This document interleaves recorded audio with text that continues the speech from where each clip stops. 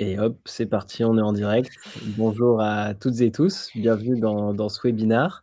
Aujourd'hui, c'est un webinar conjoint entre 365 Talents et Supermood et on va discuter d'un truc, super dont on parle pas beaucoup chez Supermood, mais qui nous intéresse de plus en plus. C'est, tout ce qui est apprentissage, et croissance des hommes et des femmes au travail. Et donc le titre de ce webinar, c'est «Peer learning, peer coaching, les nouvelles armes pour gagner la guerre des talents en 2023». On vous représente pas la guerre des talents, ça tout le monde, si vous participez à ce webinaire, vous savez ce que c'est.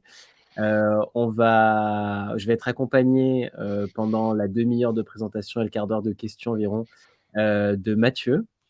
Salut Mathieu. Salut Kevin, bonjour à tous. Donc, hyper content de faire ce webinaire avec toi. Pour les plus attentifs, c'est Loïc de 365 Talents qui devait faire le webinaire, mais il a eu un empêchement de dernière minute, donc c'est Mathieu qui le remplace au pied levé. Voilà. Merci pour l'agilité, Mathieu. Désolé pour le fan club de Loïc qui s'est déplacé et qui se retrouve avec Mathieu Martin. Voilà, je vais essayer d'être à la hauteur. Connaissant Mathieu Martin, ça va être sympa aussi. Donc, pour entrer dans le concret, de quoi on va parler? On va faire un petit état des lieux de la guerre des talents et surtout, qu'est-ce que ça, la formation et l'apprentissage, comment ça s'inscrit dans cette guerre des talents dans l'entreprise. On va revenir sur des définitions parce qu'il y a plein de choses. Il y a le peer learning, le peer coaching, le mentoring, le peer mentoring, le nanana. Vous savez plein de choses, donc on va essayer de défourailler tout ça et de comprendre, quelles sont les différences. Et ensuite, on rentre vraiment dans le concret. On arrête le conceptuel. On va vous prendre des cas très concrets de retour d'expérience de 365 Talents ou de Supermood sur des sujets, notamment de peer learning et de peer coaching. On va parler outils pour rester dans le concret. Et ensuite, un quart d'heure de questions-réponses. Sachant deux choses, les questions, vous pouvez les poser dans l'onglet qui est en bas à droite de votre écran qui s'appelle questions. Donc vous avez et un chat et un onglet questions. On prendra les questions vraiment dans cet onglet questions. Donc n'oubliez pas de les mettre là. Et deuxième chose, vous aurez à la fois les slides et un replay à l'issue de ce webinar. Donc voilà, vous pouvez être tranquille et vous concentrer sur vraiment l'écoute. Vous pourrez avoir une review derrière de tout ce qu'on a dit. Eh bien, c'est parti. On va commencer par la traditionnelle présentation. Alors Mathieu, qui es-tu? Eh bien, je suis le cofondateur de 365 Talents, comme tu l'as peut-être dit. Je suis en charge, moi, du développement commercial. Et d'un point de vue académique, moi, j'ai une formation en RH. Donc, j'ai un MBA en ressources humaines et j'ai commencé ma carrière en tant que responsable RH et je travaillais sur l'accompagnement et du développement de carrière de collaborateurs et puis surtout sur du recrutement. Et puis après, j'ai basculé vers des fonctions plus commerciales Ouais. pour en venir à créer 365 Talents. Et alors, transition, qu'est-ce que c'est 365 Talents? Alors 365 Talents, pardon, c'est une application qui permet d'aider les grandes entreprises à mieux connaître leurs collaborateurs et donc très basiquement à cartographier les compétences dont elles disposent et avoir une vision la plus claire possible sur les sans présence. Ouais. Et donc d'être capable de se constituer une marketplace de compétences, une internal talent marketplace comme les Anglais le disent d'un point de vue marketing. Mmh. Vraiment, c'est savoir les compétences que j'ai dans la maison pour adresser des sujets à la fois de talent, de rétention, de fidélisation et de projection des collaborateurs sur des opportunités et être capable aussi d'accompagner les transformations des compétences. Donc voilà, donc très rapidement, nous, on est aujourd'hui 70 collaborateurs, on a une cinquantaine de clients Mmh.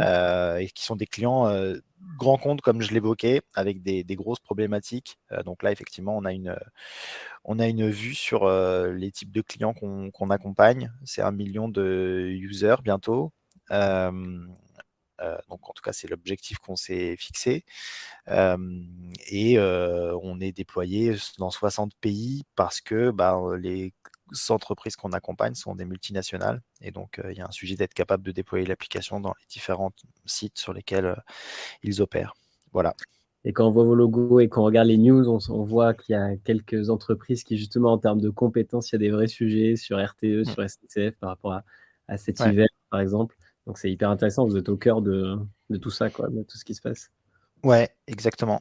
On est au cœur de tout ça. La SNCF, c'est un très bon exemple, qui était une entreprise, je pense qu'on peut en parler parce que ça sert et ça sert très bien le propos du jour, qui était une entreprise qui était très basée sur les métiers, sur les emplois et qui du coup maintenant se met un petit peu la tête à l'envers en se disant: «Il faut, épouser cette approche compétence». Mmh. Et épouser cette approche compétence pour faire face finalement aux nouveaux enjeux qu'ils ont en termes de concurrence et donc en termes de rétention et de fidélisation, qui étaient des enjeux qui ne se posaient pas à l'époque, et Ouais, aussi en termes de transversalité de collaboration. Et la transversalité et la collaboration, ben, c'est le sujet du jour finalement. Donc ravi d'être là aujourd'hui pour parler de tout ça. Et puis pour illustrer ça avec bah, des entreprises qui quand même adressent ces sujets-là à bras le corps aujourd'hui. super. Bah, merci. Je passe à ma rapide présentation. Donc Kevin, je suis cofondateur et président de Supermood, qu'on a cofondé il y a 7 ans maintenant.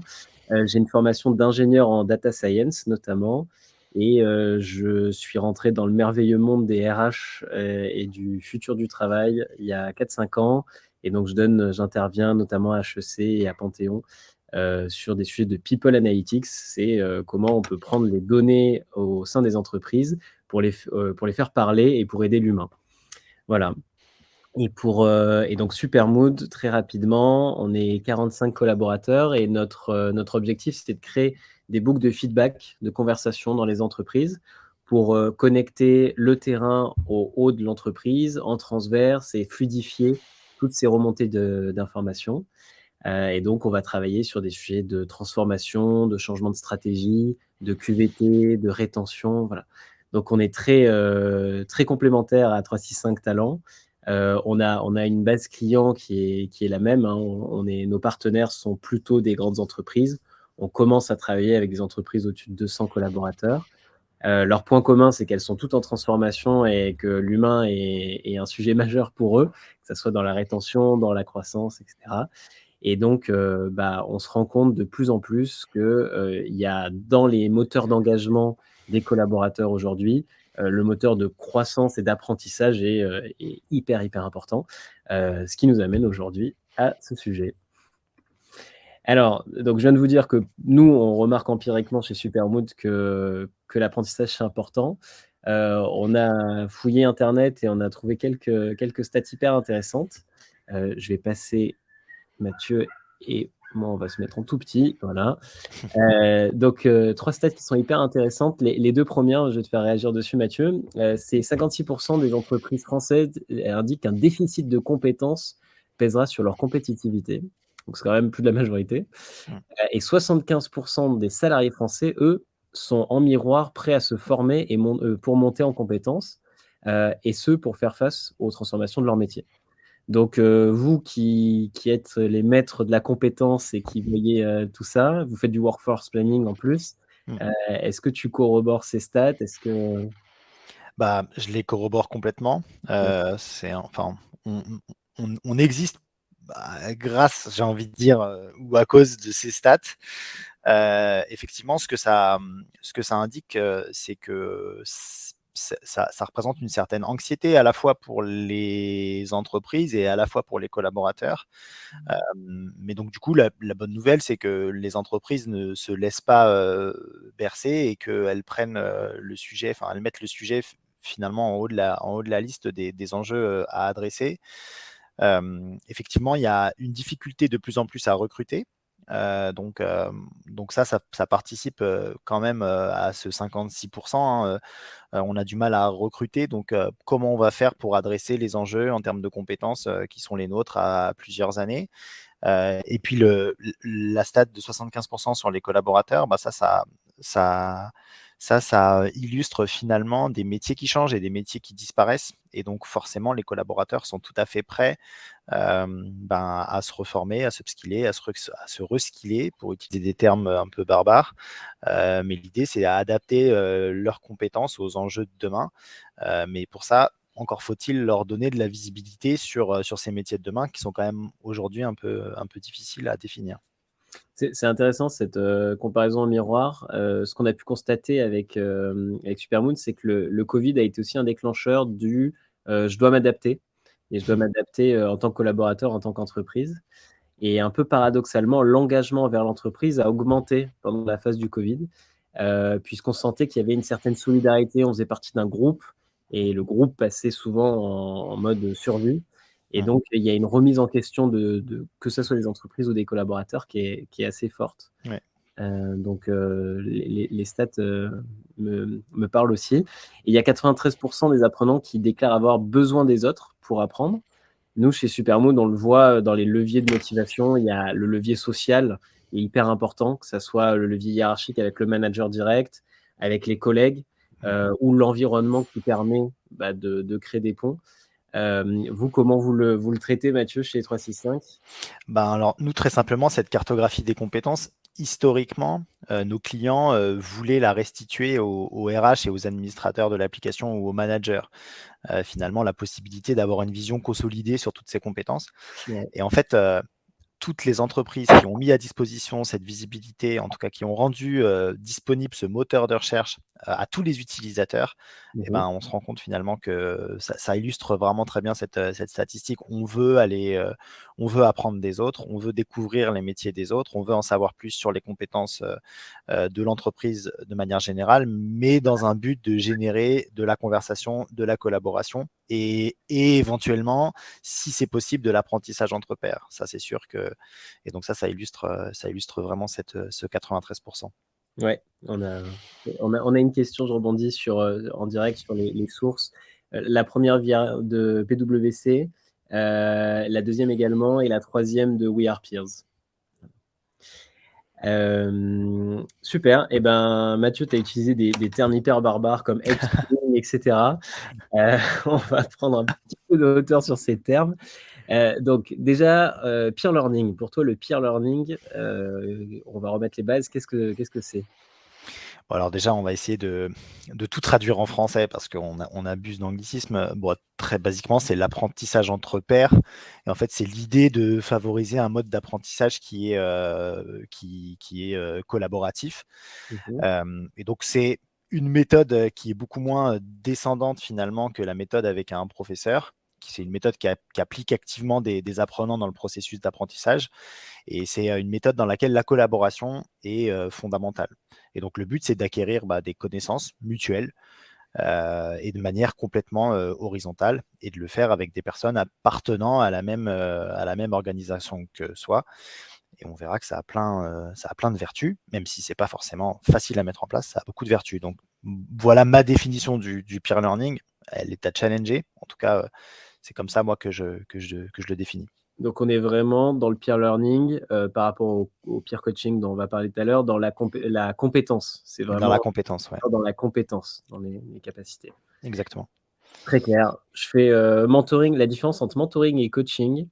Alors, la différence principale entre mentoring et coaching, ça va être surtout justement dans le caractère descendant et directif, ou plutôt qui va émaner de l'intrinsèque. C'est-à-dire que dans le mentoring, je vais être en relation avec un ou plusieurs pairs qui ont plus d'expérience que moi et qui vont partager vraiment cette expérience. Donc, c'est plutôt descendant. C'est plus, voilà, moi j'ai fait ça, ça, ça, tu devrais faire ça, ça, ça. Le coaching, on est sur quelque chose de plus réflexif, où un coach n'a pas du tout besoin d'avoir la même expérience métier que la personne qu'il va coacher. Et donc, le coach va amener, lui, à poser des questions qui vont faire réfléchir le coaché et qui va amener le coaché à se développer. Donc, là aussi, on voit qu'il y a une certaine dualité, une complémentarité entre le côté très compétence, métier, et le côté plus développement personnel, plus long terme, qui est amené par le coaching. Et je finis par, du coup, le peer coaching, qui est quelque chose qui va lier les deux. Le peer coaching, ça va être comme le peer learning avec des pairs, sauf qu'à la place d'avoir un échange de compétences, c'est les pairs qui vont me renvoyer un miroir de ce que je fais et me poser des questions.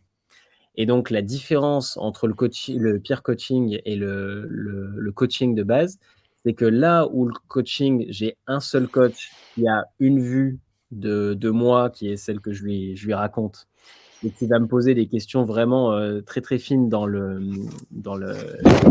l'introspection. Le peer coaching, je vais avoir un retour de plusieurs de mes pairs qui ont vécu la même chose. Donc, les avantages par rapport au coaching, c'est que je suis plus rapidement aligné et je m'identifie plus rapidement à ce qui est dit, parce que je sais que c'est des gens qui ont vécu la même chose, sans que ça soit un mentoring très directif. C'est-à-dire que je vais être, le groupe va être à mon service pour me poser des questions et pour me faire réfléchir. Je ne sais pas, Mathieu, si toi déjà personnellement, tu as déjà fait du coaching, peer learning, peer coaching, ce genre de choses.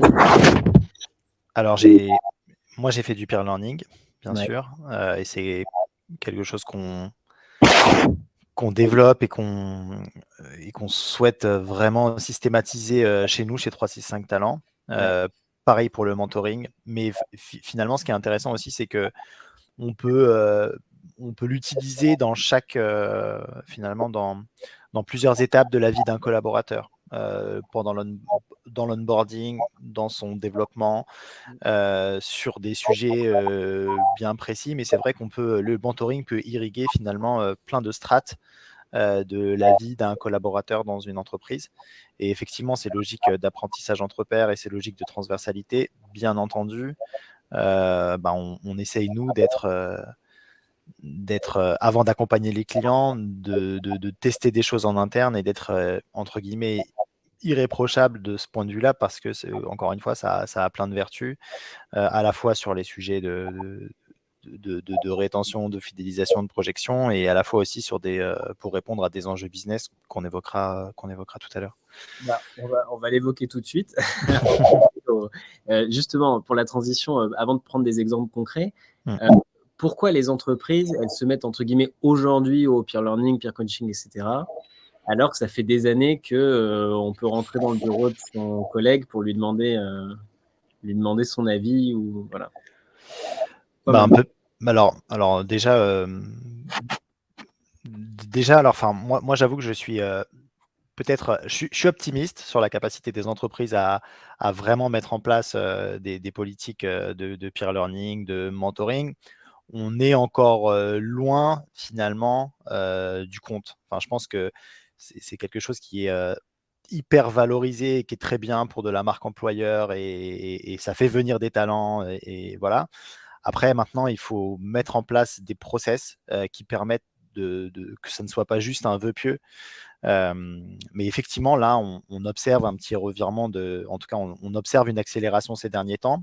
La période du Covid, je pense, a beaucoup aidé, comme tu l'évoquais. Ouais. Nous, en tout cas, on est beaucoup plus sollicité sur le sujet. Il y a 5-6 ans, on l'était pas trop, parce que les sujets compétences étaient très associés à des enjeux de mobilité, de mouvement dans l'entreprise.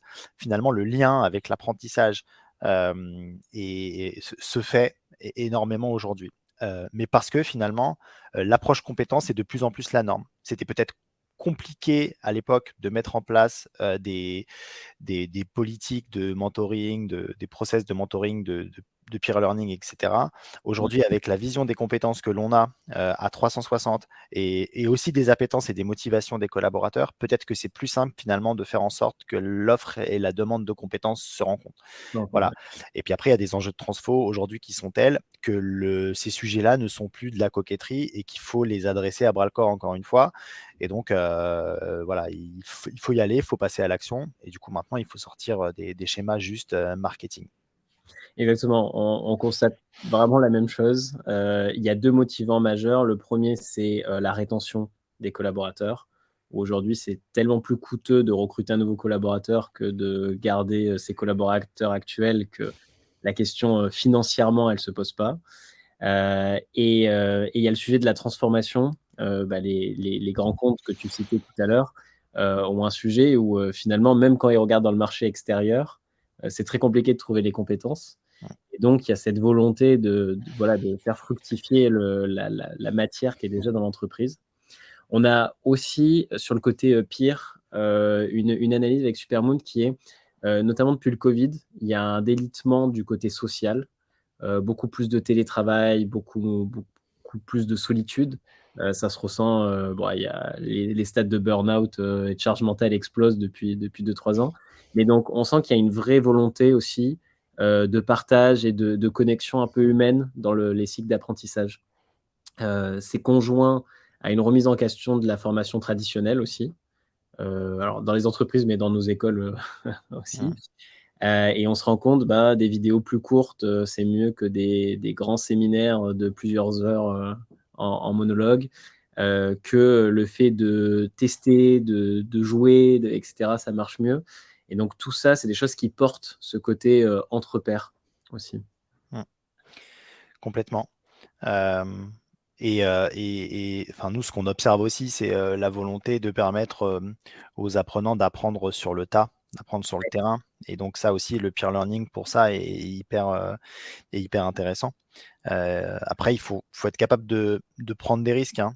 Et cette prise de risque-là, effectivement, elle doit être impulsée par la direction des ressources humaines, mais par la direction générale aussi, parce que c'est Et, une vraie politique. et en tant que DRH ou RH, comment je convainc mon DG que Alors, je... parce que ça répond aux enjeux que tu as évoqués. Les enjeux de rétention et de fidélisation qui sont clés quand on a du mal à recruter Ouais. et quand on a besoin que les gens se projettent. Du coup, tous finalement, ces dispositifs permettent ça. Et on convainc. Alors, il y a aussi un enjeu très héroïste. Il faut être capable de montrer le ROI Ouais. de dispositifs comme cela. L'apprentissage entre pairs, d'un point de vue ROI, est super intéressant parce que ça veut dire aussi qu'on est capable d'identifier peut-être des experts en interne et donc de mobiliser ces experts en interne plutôt que d'aller chercher l'expertise en dehors de l'entreprise. Donc il y a un aspect coût qui peut être intéressant pour une direction générale. Et ça, c'est sûr que alors, les directions des ressources humaines ont un peu de mal, pardon, à avoir cette approche héroïste entre guillemets. Mais donc, quand on met en place ces dispositifs-là, il faut être capable de mesurer tout cela. Et pour le coup, quand on s'adresse aux collaborateurs et quand on leur demande quels sont leurs modèles d'apprentissage favoris, et quand on s'adresse aussi aux personnes en charge de la formation dans les entreprises, quels sont d'un point de vue coût les dispositifs les plus intéressants, et ben Mm. cela arrive en premier. Donc ça, je pense que c'est un bon moyen d'embarquer. Et puis il y a aussi, c'est logique c'est aussi un sujet de management de la connaissance. On a des populations qui vont quitter l'entreprise. Comment on s'assure aussi que la connaissance reste dans l'entreprise? C'est en mobilisant les compétences internes. Et ça, c'est pour accompagner les transformations et la pérennité de l'entreprise. C'est hyper important. Et donc ça, c'est tout un tas de sujets sur lesquels nous aussi, on se doit d'accompagner nos clients pour avoir cette approche un peu héroïste qui permet d'embarquer les directions générales. Mais effectivement, c'est un des succès, c'est d'avoir un appui au plus haut dans l'entreprise pour être capable d'adresser tout Juste, ça. juste avant le webinaire, tu me prenais un exemple qui était assez intéressant, qui était de mettre des collaborateurs qui n'ont pas encore toutes les compétences pour réaliser une mission Ouais. sur cette mission pour qu'ils grandissent aussi. Mm. Ça, j'imagine que c'est quelque chose qui doit passer par le métier et avoir un buy-in du métier. Exactement. Et quand je parlais de prise de risque, c'est vraiment ça. C'est de se dire aujourd'hui, forcément, ce qui rassure, c'est d'avoir quelqu'un qui a toutes les compétences pour aller vers une mission ou pour aller vers un métier. Ça rassure parce qu'il a déjà effectué ses tâches. Je pense qu'aujourd'hui, on a tout intérêt finalement à prendre des gens plutôt très motivés à acquérir de nouvelles compétences et à les placer sur des missions sur lesquelles ils n'ont pas toutes ces compétences. Ça aussi, c'est un signe. C'est super pour travailler sur ces sujets de rétention, de fidélisation. Par Mm, contre, effectivement, ça implique que chacun prenne des risques, à la fois le collaborateur, ils se disent OK, mm. je vais y aller, je ne connais pas tout, mais c'est pas grave, je vais apprendre sur le tas. Et surtout les managers, donc il y a quelques verrous effectivement à faire sauter. Euh, voilà, nous on a des clients qui le font et ça marche très bien. Je pense que les retours d'expérience sont quand même très, très intéressants à ce niveau-là. Je vais lâcher pour la paroisse de Supermood, mais c'est important dans ce cas-là d'avoir une boucle de feedback qui est assez rapide. Ne pas attendre 2 ans avant d'avoir des statistiques de rétention fiables, mais plutôt de déjà régulièrement demander aux collaborateurs ce qu'ils pensent, que ce soit le manager, que ce soit le collaborateur qui a été positionné sur la mission, afin de voir si le ROI va dans le bon sens et à quelle vitesse. Bien sûr. On va avancer, Mathieu, je vois le temps qui tourne, là, sur des retours d'expérience. Donc, tu voulais nous parler de quoi comme retour d'expérience, chez qui?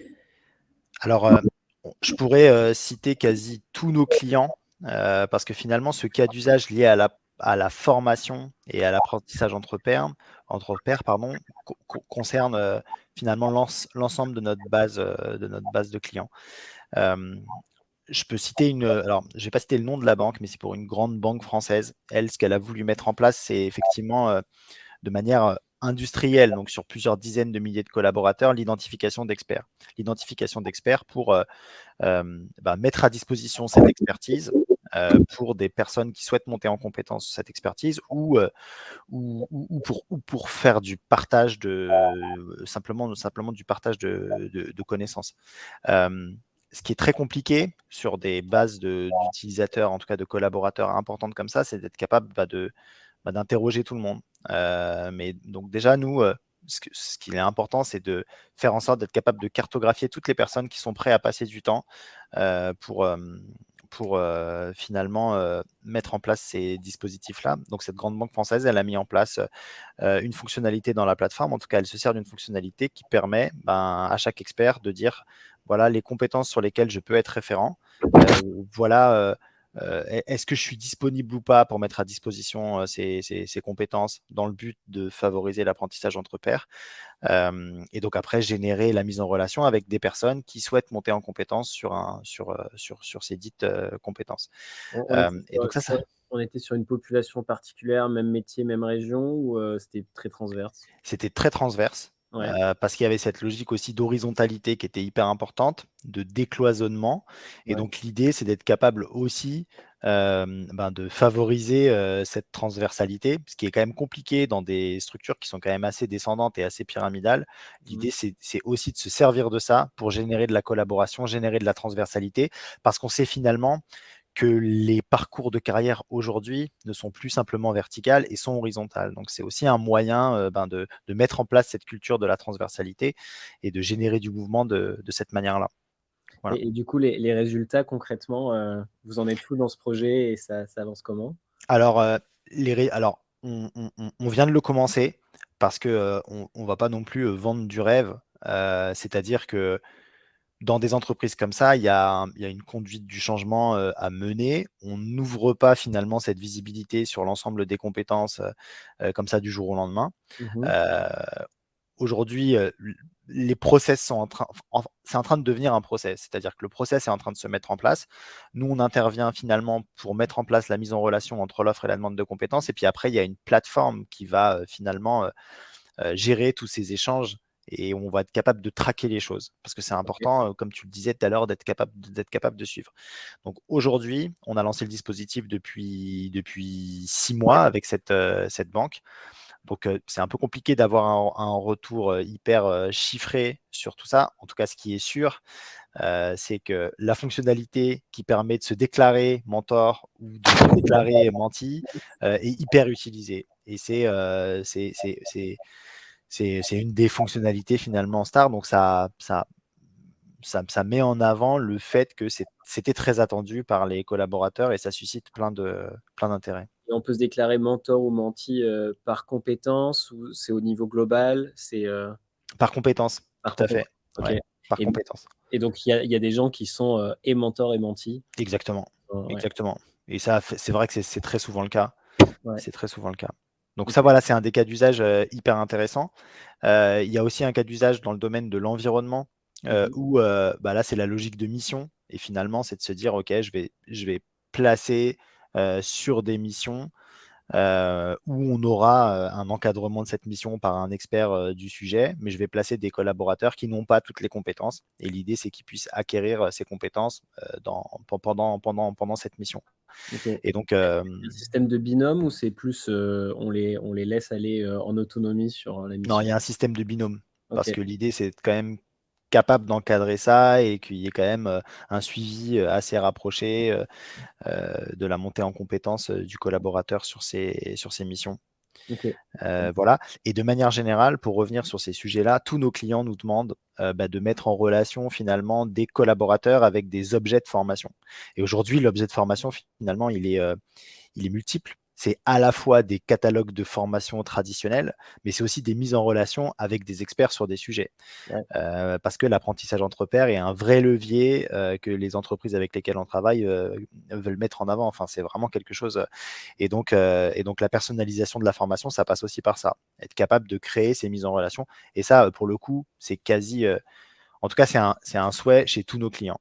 Parce que bon, voilà, c'est quand même compliqué d'avoir cette visibilité sur qui sait faire quoi, qui a envie de faire quoi, d'un point de vue peer learning. Voilà. Je vais prendre la balle au bon sur Vas-y. la transition de Supermoon. Tu disais que toi, tes clients avaient ce besoin de comprendre qui sait quoi faire. Mm. Nous, chez Supermood, donc, on remonte le feedback des collaborateurs, on en crée de la donnée hyper objective. Et la question qu'on a souvent, c'est qu'est-ce que j'en fais? Comment j'agis derrière? Et donc, ça fait 5 ans qu'on a essayé plein de choses, pousser des articles pour passer à l'action, etc.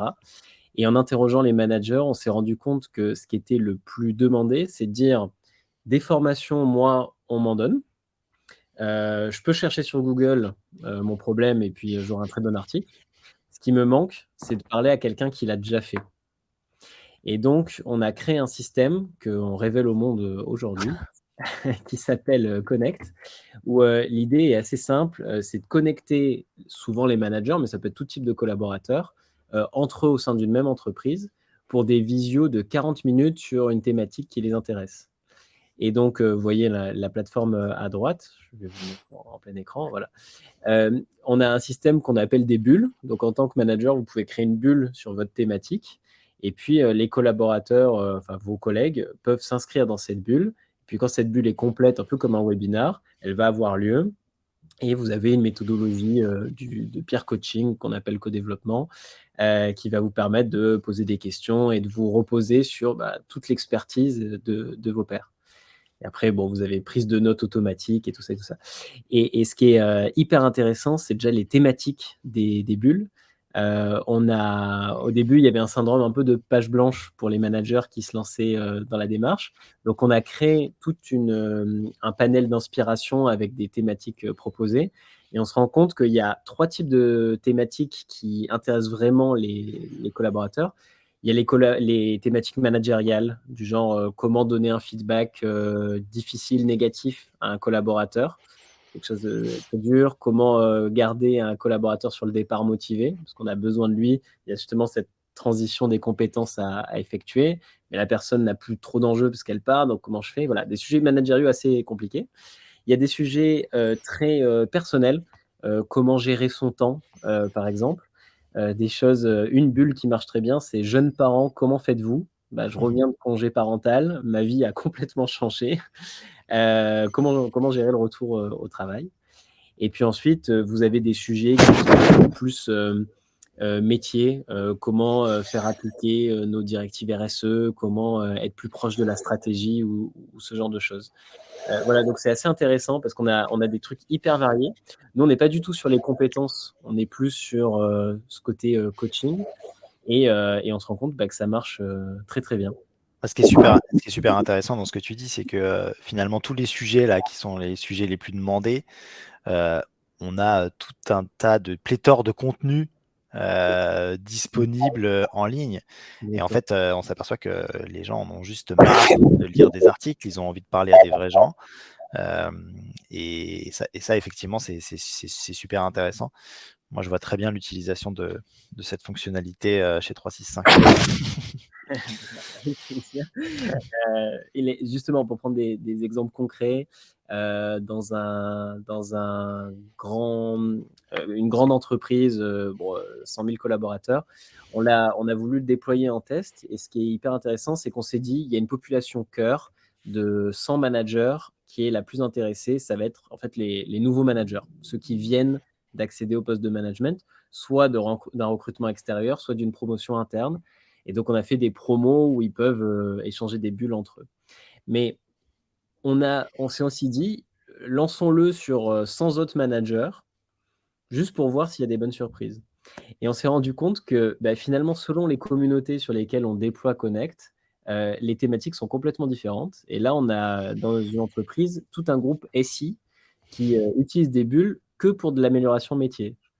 Donc c'est, comment passons 40 minutes pour améliorer la façon dont, la rapidité de notre delivery, la qualité de notre delivery et on se rend compte que ce qui est hyper intéressant, c'est que plus vous avez des personnes diverses dans la bulle, plus ça phosphore et plus vous avez des points de vue différents et plus, les solutions sont intéressantes à la fin.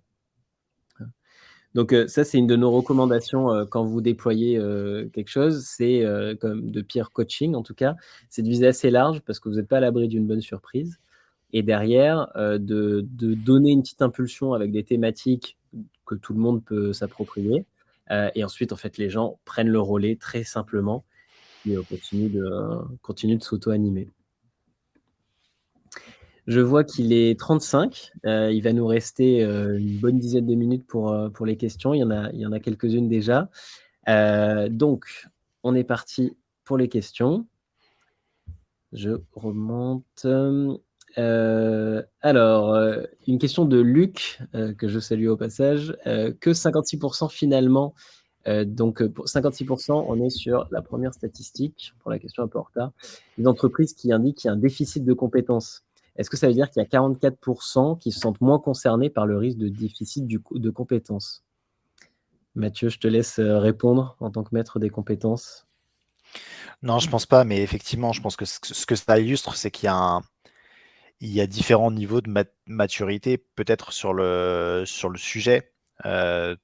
Donc, ils se sentent pas moins concernés et je pense qu'ils ont peut-être, moins identifié l'impact, des compétences et de la pénurie des compétences, sur l'entreprise. En tout cas, moi, ce que je vois, c'est que je pense qu'on pourrait refaire, l'étude, dans quelques mois et le chiffre gonflerait. Là, il y a une prise de conscience quand même qui est indéniable en ce moment. Après, effectivement, il y a peut-être des secteurs qui sont plus impactés que d'autres. Ça, c'est une réalité aussi, par contre. Exactement, pour avoir, de ce que je me rappelle de l'étude, il y avait le sujet de, c'est un déficit qui pèsera lourdement sur la compétitivité ou assez peu sur la compétitivité. Donc là, de mémoire, les 56 c'était, ça va vraiment avoir un impact majeur sur l'entreprise. OK. Donc on n'est pas sur, quelques fonctions qui sont pénuriques, comme de la data science ou je ne sais pas quoi. Là, on est sur quelque chose qui est transverse à l'entreprise. Mmh mh. Une deuxième question. Alors, comment engager une question d'Aurélie: «Comment engager les managers dans ce co-développement en sachant qu'ils sont tous débordés de travail? Cela nécessite pas mal de travail de préparation, n'est-ce pas?» Excellente question Aurélie. C'est la question que je posais à Mathieu chez 365. Comment vous faites, au manager qui dit: «Bah, mes collaborateurs sont pas payés pour mentorer?» Qu'est-ce qu'on répond? Hem, Bah, déjà je pense que le manager à son niveau, il a les mêmes enjeux que l'entreprise au niveau macro, quoi. Donc ce qui est bon pour ses managers est bon pour lui et est bon pour, la pérennité de son équipe. Après effectivement, je pense qu'il y a une question qui se pose, c'est que je pense qu'il faut aller vers ces dispositifs-là. Ça ne veut pas dire qu'ils ne doivent pas être encadrés, et ça ne veut pas dire aussi que, on ne doit pas, prévoir des temps, pendant lesquels les collaborateurs peuvent s'adonner finalement à ces dispositifs. Hem, Là, la question, c'était sur, la préparation. Ouais, comment on prépare ça? Ouais, bah, ça, je pense que, en tout cas, voilà, moi, je pense qu'il faut déjà les convaincre de l'intérêt de la démarche, et aussi de comment eux peuvent capitaliser sur ces démarches-là. C'est-à-dire que moi, je parlais tout à l'heure, d'expertise et comment on identifie les experts. Ça peut, servir à des managers aussi pour répondre à des enjeux business importants chez eux. Je cherche quelqu'un qui connaît particulièrement un territoire ou qui a déjà mis en place un produit, comment je l'identifie et comment je peux mobiliser cette expertise pour adresser des enjeux que je peux avoir. Donc déjà, je pense que ça passe par une conduite du changement et faire en sorte que, bah, on arrive à leur montrer les bienfaits et les vertus de ces dispositifs-là. Et après sur le travail de préparation, je pense que toi, Kevin, peut-être tu as des. Ouais, on a quelques billes. Alors ça, c'est 2 choses, principalement. Le premier, c'est d'amener à tester le plus rapidement possible, parce que généralement, si lui, le manager, fait un peu barrage, ce qui est normal, hein, son but, c'est de protéger le temps de ses équipes, les équipes sont hyper contentes de mentorer. Et on aime tous être mentor finalement, quel que soit notre métier, quelle que soit notre responsabilité, on aime donner des conseils et aider. Donc la première chose, ça serait de faire tester. C'est pour ça que sur Connect, les bulles durent 40 minutes. 40 minutes, c'est un temps qui est assez court pour être glissé n'importe où dans l'agenda. Vous savez que même si ça déborde, au pire, ça sera 1 heure. Et en même temps, en 40 minutes, on peut aller au fond des choses, on peut quand même bien creuser un sujet. Donc, le premier réflexe chez Connect, ça va être de dire comment on peut amener quelques personnes à tester au moins ce comité sur seulement 40 minutes. Et ensuite, si elles ne veulent plus revenir, elles ne reviendront pas. Dans 96% des cas, elles reviennent. Donc, s'il y a vraiment c'est la première étape. Et la deuxième, c'est la communication. Il faut encourager les gens qui ont été mentorés ou les gens qui mentorent aussi à faire remonter un retour d'expérience. Et donc, sur Connect, vous avez de la prise de notes. Avec Supermoon, en plus, vous pouvez mesurer l'impact que ça a sur vos équipes. Mais sinon, mettre en place des petits bilans en disant chaque manager, vous allez parler aux 4 personnes qui ont été désignées comme mentors, enfin qui sont auto-désignées chez 365 comme mentors, et vous leur demandez est-ce que ça les a dérangés, est-ce que voilà. Et on se rend compte que finalement, mentorer, c'est aussi apprendre soi-même. Donc voilà, en termes de préparation, il ne faut pas imposer, il faut plutôt faire goûter, et peut-être imposer le premier pas. Et puis ensuite, comme les enfants, si c'est pas bon, t'arrêtes, et puis finalement, c'est très bon. Donc les gens continuent. Effectivement, l'approche outil est quand même importante parce qu'il faut être capable de mesurer. Et je pense que c'est le meilleur moyen aussi d'embarquer les managers et peut-être de rendre le dispositif plus simple à mettre en place et tout de suite prouver la valeur, quoi. Je rebondis justement sur la question de Clément sur comment se met en place Connect. L'idée, c'est que l'outil soit extrêmement simple. Donc, vous envoyez un lien et vos collaborateurs peuvent s'inscrire sur une plateforme. Et sur cette plateforme, ils ont la liste des bulles qui sont dans votre entreprise. Ces bulles, eux, ils peuvent en créer eux-mêmes. Donc, vous avez des modèles tout créés. Ils peuvent créer même leur problématique. Vous mettez une date ou un doodle ou une date à définir plus tard. Vous invitez entre 2 et 8 personnes. Et ensuite, tout est géré automatiquement par la plateforme, sachant que vous avez aussi un système de communauté. Par exemple, la communauté des managers va pouvoir poster des bulles qu'au sein de cette propre communauté.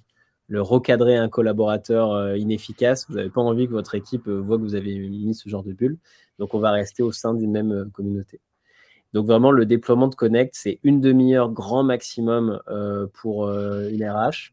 Et puis, derrière, c'est assez autoporteur. Vous avez un système qui crée des bulles automatiquement s'il n'y en a pas pour animer. Vous avez un mail qui part dans la boîte des collaborateurs chaque semaine pour les faire revenir sur la plateforme. Donc, vraiment, il y a ce côté animation qui fonctionne hyper bien. Et j'enchaîne sur une question très miroir. C'est une question de Julie. Ça va être pour toi, Mathieu. Comment fait-on pour cartographier les compétences des équipes? Est-ce que c'est les managers qui aident les RH via la plateforme? Est-ce que c'est une auto-désignation? Comment ça se passe? Bon, déjà, effectivement, il faut mettre en place une culture qui permette de mettre le collaborateur au centre et qui lui permette d'auto-déclarer des choses. Donc là, pareil, on est ce qui peut être considéré comme de la prise de risque pour les RH, mais en tout cas, se dire que le collaborateur est le plus à même de déclarer ses compétences, mais de déclarer aussi les sujets sur lesquels il a envie d'aller.